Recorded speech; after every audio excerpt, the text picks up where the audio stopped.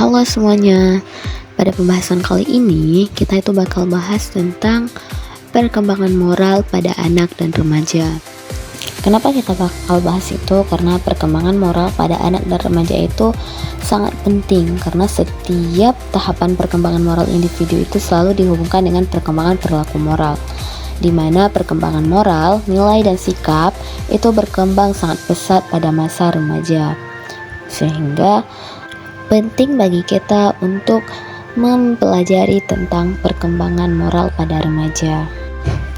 Moral itu berasal dari bahasa Latin yakni mores, yang merupakan kata jamak dari mos yang berarti adat, kebiasaan, kelakuan, tabiat, watak, akhlak, yang kemudian artinya itu berkembang menjadi sebagai kebiasaan dalam bertingkah laku.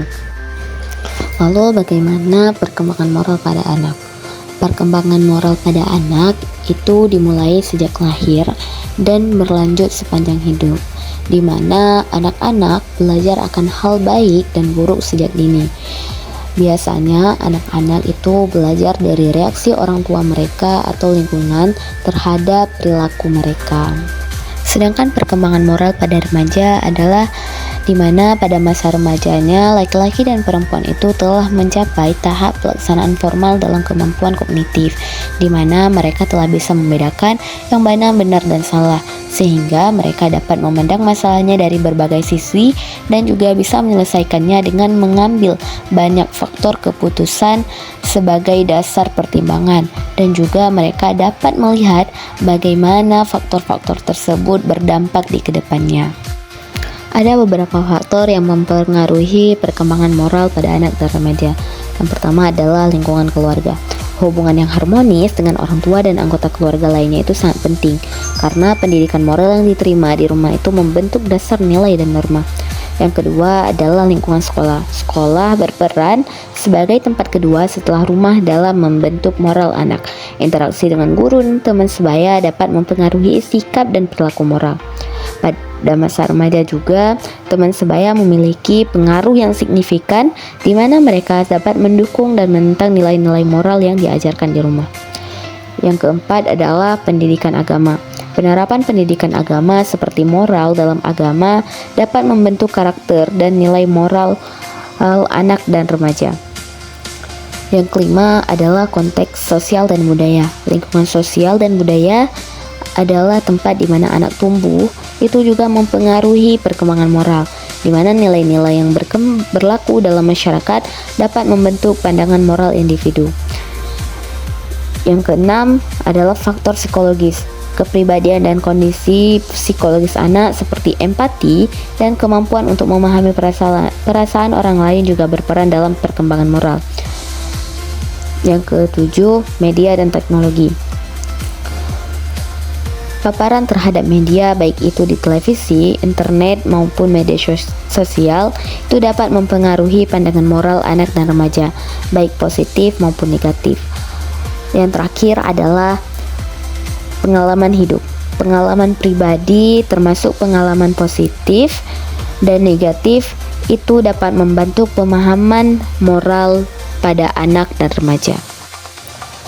Ada beberapa upaya pengembangan moral pada anak dan remaja.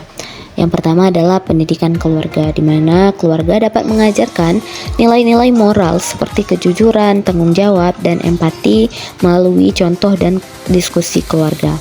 Pada lingkungan sekolah juga itu seperti adanya kurikulum moral yang mengintegrasikan pendidikan moral dalam kurikulumnya, seperti pelajaran tentang etika dan nilai-nilai sosial.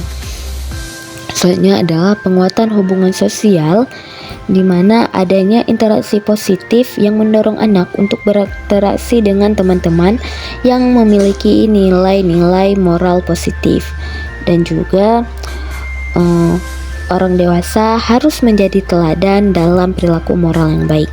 Selanjutnya adalah ajaran moral dalam pendidikan agama, di mana memperkenalkan ajaran agama yang menekankan nilai-nilai moral dan etika, serta mengajak anak untuk berpartisipasi dalam kegiatan keagamaan yang dapat memperkuat nilai-nilai moral.